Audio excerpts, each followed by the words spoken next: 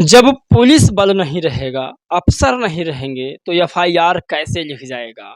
आज चंद्रशेखर आज़ाद ने कई बड़े सवाल अमित शाह से किया है। ऐसे ही सवाल यदि सारे विपक्ष के नेता करने लगें, तो मुझे लगता है वो दिन दूर नहीं जब इस देश में कानून के द्वारा कानून का राज होगा।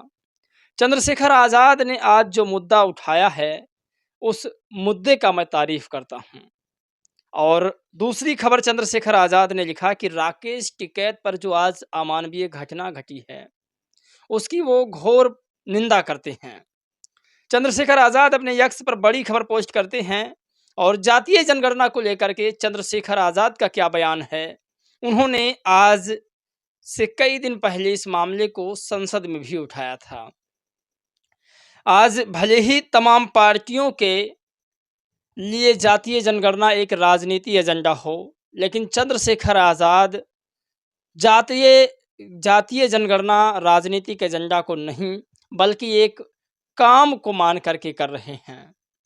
जैसे अगर कोई कहे मैं बाबा साहब को मानता हूँ और बीएसपी कहे मैं नहीं भी मानती हूँ, तब भी लोग यही कहेंगे कि बहन जी बाबा साहब के लिए समर्पित एक नेता हैं।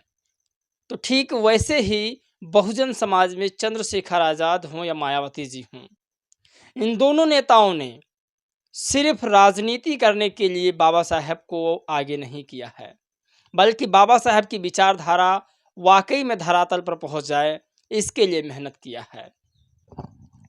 चंद्रशेखर आज़ाद आज संसद भवन में दहाड़ रहे थे, मतलब जब सत्र चालू था तब, और आरक्षण वर्गीकरण का भी विरोध उन्होंने किया था।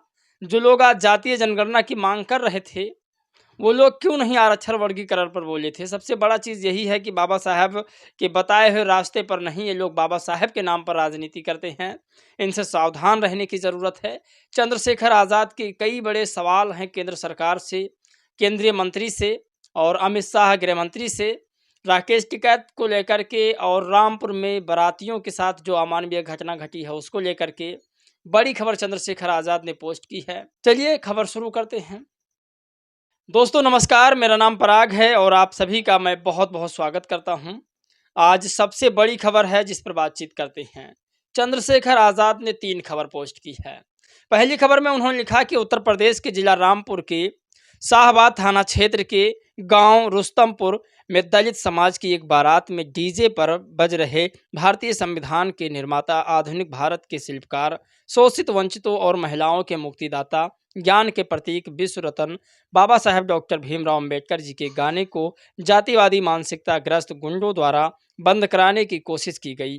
जब बारातियों ने इसका विरोध किया तो उन्हें जाति सूचक गालियां दी गई और बुरी तरह पीटा गया। दूल्हे के भाई और उनके साथी गंभीर रूप से घायल हो गए हैं। यह मामला केवल एक बारात पर नहीं, बल्कि दलित असीमता, आस्था और आज़ादी पर भी सीधा हमला है। हम पूछते हैं, क्या संविधान निर्माता का नाम लेना भी आज के भारत में अपराध बन गया है? क्या दलितों को खुशियां मनाने, अपनी संस्कृति और नायकों का सम्मान करने का भी अधिकार नहीं बचा है? हम उत्तर प्रदेश गवर्नमेंट से मांग करते हैं कि हमलावरों को तुरंत तत्काल प्रभाव से गिरफ्तार किया जाए। घटना में SC/ST अत्याचार निवारण अधिनियम और BNSS की कठोर धाराएं लगाई जाए। घायलों को निःशुल्क सरकारी इलाज और समुचित मुआवजा प्रदान किया जाए। पीड़ित पक्ष को सुरक्षा प्रदान किया जाए। मामले की निष्पक्ष और समयबद्ध न्यायिक जांच हो। तो दोस्तों मैं पहले भी बता चुका हूं कि धर्म पूछकर मारने वालों से ज़्यादा घातकवर इस देश में छुपे जो आतंकी हैं, जो जाति पूछकर मारते हैं, वो लोग हैं। मैं पहले भी बता चुका हूँ, बाबा साहब के गाने आपको बजाने को नहीं मिलेगा। आप अच्छे कपड़े पहनेंगे, आप डीजे बजाएंगे, आपकी ये हैसियत है। कुछ दिन पहले आप हमारे घर गुलामी करते थे और आज तुम ये सब कर रहे हो। ये मनवादियों को खटक रहा है। विरोध हमें इसका करना है और लोग समझते हैं कि कोई व्यक्तिगत विरोध कर रहा है। अब हम अपने अधिकारों की बात ना करें, अपने आज़ादी की बात ना करें। अगर हम अपने आज़ादी की बात करते हैं तो हम देवी देवताओं के हिंदू के विरोध करते हैं, लोग ऐसा मानते हैं। जबकि सच्चाई ये है कि हम भी चाहते हैं कि सभी की तरह आज़ाद हो जाएं। जैसे सभी लोग अपने मनपसंद से गाना बजाते हैं, खाना खाते हैं, डीजे बजाते हैं, कपड़े पहनते हैं, वो सब हमें अभी भी आज़ादी नहीं है। ये सबसे बड़ी खबर है, हमें समझना होगा। आज भी देश को आज़ाद हुए कई वर्ष हो चुके हैं, लेकिन दलित समाज आज भी आज़ाद नहीं है। अगर तुम भारतीय शिल्पकार, संविधान निर्माता बाबा साहब के नाम पर बने हुए गाना अगर बजाओगे तो आपकी पिटाई होना तय है। जब थाने में पुलिस नहीं रहेगा, थाने में अफ़सर नहीं होंगे तो आपकी सुनवाई कौन करेगा? ये सबसे बड़ी और चिंतनीय खबर है। चंद्रशेखर आज़ाद ने इस पर भी बड़ा जो है खबर जारी किया है। आपको बता दें कि चंद्रशेखर आज़ाद ने गृह मंत्री अमित शाह से सवाल पूछा है कि लोग एफआईआर कराने जाते हैं तो एफआईआर कैसे होगा जब थाने में पुलिस बल नहीं है? पूरा मामला क्या है, एक बार हम उसे समझते हैं। चंद्रशेखर आज़ाद लिखते हैं कि जब आधे पुलिस अफसर और सिपाही ही नहीं होंगे तो कानून कैसे चलेगा? जब लाखों पद खाली हों लेकिन भरे न जाएं तो बेरोजगारी कैसे मिटेगी? इंडिया जस्टिस रिपोर्ट 2025 बताती है कि देश भर में पुलिस बल की स्थिति बेहद चिंताजनक है। कुल 81 लाख स्वीकृत पदों में से केवल 16 लाख ही कार्यरत हैं। केवल 16 लाख ही कार्यरत हैं, यानी 23% की राष्ट्रीय कमी है। लेकिन उत्तर प्रदेश, बिहार, झारखंड और राजस्थान जैसे बड़े राज्य में हालात और भी खराब हैं। कुछ इन राज्यों पर नज़र डालते हैं। उत्तर प्रदेश 28% अफसरों की कमी और 23% सिपाहियों की कमी है। बिहार में 44% और 26% सिपाहियों की कमी है। यानी झारखंड में 34% अफसर और 46% सिपाहियों की कमी। राजस्थान में यह आंकड़ा बड़ा है, 52% अफसरों की कमी और 8% सिपाहियों की कमी है। पश्चिम बंगाल में दोनों स्तरों पर लगभग 41% की कमी है, यानी कि दोनों लगभग बराबर हैं, सिपाही और अफसर भी। तो ये बड़ी खबर है और चिंता का विषय भी है। इस पर पुलिस बल की यह अधूरी तस्वीर केवल कानून व्यवस्था की विफलता नहीं बल्कि बेरोजगारी की कठोर सच्चाई भी है। 2017 में एक ग्रामीण थाने पर औसतन 83,000 लोगों की जिम्मेदारी थी। 2023 तक यह बढ़कर 1 लाख हो गई है। जब थाने में ना अफसर हैं ना सिपाही, तो ना रिपोर्ट लिखी जाती है ना अपराध रोके जाते हैं।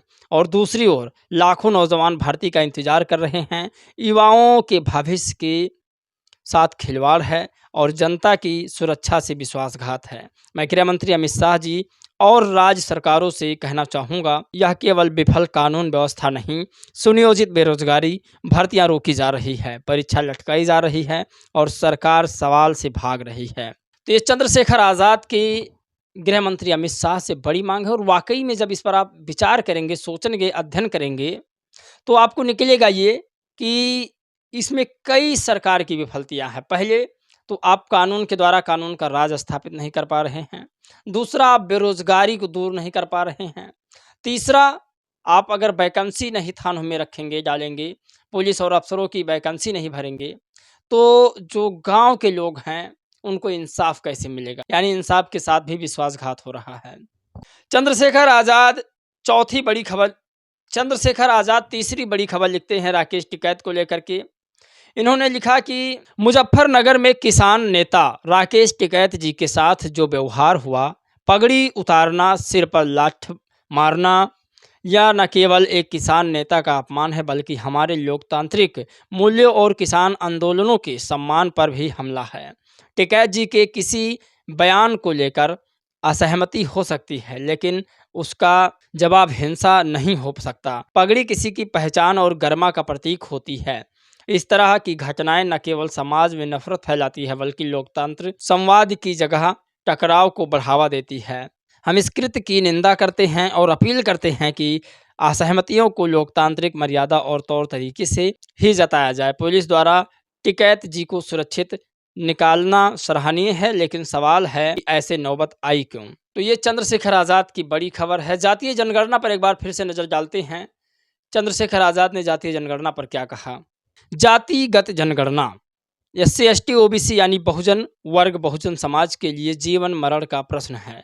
इसके बारे में कोई बात नहीं कही गई है। इसके बाद जनसंख्या के अनुपात में बहुजन समाज को सभी क्षेत्रों में हिस्सेदारी मिलनी चाहिए। बिना इसके बाबा साहब ने समतामूलक समाज के सपने को पूरा नहीं किया जा सकता। यानी बिना जातीय जनगणना के बाबा साहब के सपनों का यानी समतामूलक समाज का सपना पूरा नहीं किया जा सकता। चंद्रशेखर आज़ाद के लिए आप 2 शब्द जरूर लिखिए, वीडियो लंबी हो जाएगी, नहीं तो और कुछ बातें करनी थी, दूसरे पार्ट में करेंगे। जय भीम, नमो बुद्धाय।